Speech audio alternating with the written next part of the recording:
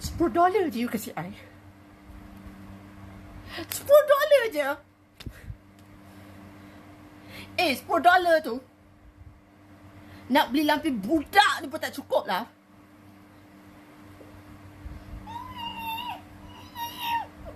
Sayang. Lah, tu pasal sibuk nak kahwin sangat kan? Tapi mentally, financially, tak cukup. Masih belum stable. Tahunya buat anak aja kan? Tengoklah. Tak kesian ke?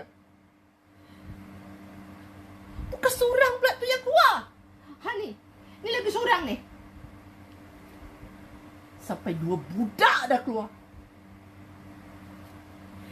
Mana pergi tanggungjawab you sebagai seorang suami dengan bapa lah?